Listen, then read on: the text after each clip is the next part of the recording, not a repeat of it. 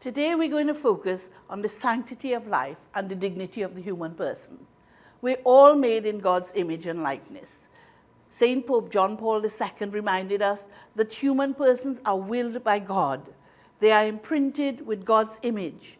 Their dignity doesn't come from the work they do, but from the persons they are. The sanctity of life and the dignity of the human being is the foundation of a moral vision for society. This belief is the foundation of all the principles of our church's social teaching. The U.S. bishops remind us that our church teaches that as a gift from God, every human life is sacred from conception to natural death. The life and dignity of each person must be respected and protected at every stage and in every condition. We believe that every person is precious, that people are more important than things, and that the measure of every institution is whether it threatens or enhances the life and dignity of the human person. The dignity that I have comes from God. Nobody can take that away from me. It doesn't matter whether I'm rich or poor, whether I live in Beetham or Westmoreland.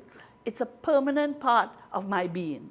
When you think of dignity, you have to think of your duties to God, your neighbor, and also to yourself. The permanent character of my dignity is essentially linked to the dignity of others. We are connected, and our dignity is connected. If their dignity is trampled upon, mine becomes tarnished. Although human dignity is a permanent part of our character, given by God, it is also a goal, an achievement. This means that we must constantly be seeking to realize our human dignity by how we live our lives.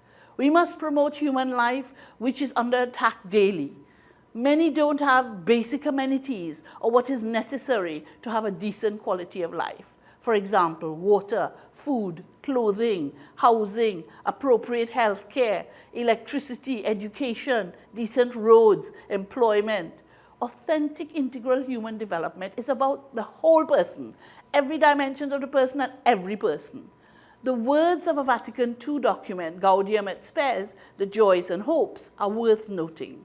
The document states, whatever is opposed to life itself, such as any type of murder, genocide, abortion, euthanasia, or willful self-destruction, whatever violates the integrity of the human person, such as mutilation, torments inflicted on body or mind, attempts to coerce the will itself, whatever insults human dignity, such as subhuman living conditions, arbitrary imprisonment, deportation, slavery, prostitution, the selling of women and children, as well as disgraceful working conditions where people are treated as mere instruments of gain rather than as free and responsible persons. All these things and others like them, our church says, are infamies indeed. They poison human society, and they do more harm to those who practice them than those who suffer from the injury. Moreover, they are a supreme dishonor to the Creator.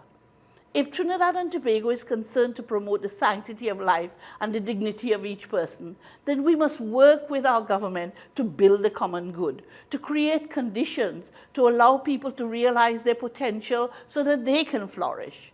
We must become advocates for those whose dignity is being trampled upon daily.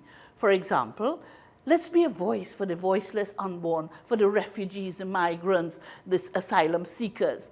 Euthanasia and assisted suicide are now legal in a number of countries. And while 142 countries have abolished the death penalty in law or practice, our church continues to call for global abolition. Saint Pope John Paul II warned against the alarming symptoms of the culture of death, which sees the growing number of elderly and disabled people as intolerable and too burdensome. Let us ask our Lord, the giver of life, to help us to value all life and to promote the dignity of each human person made in God's image and likeness. Amen.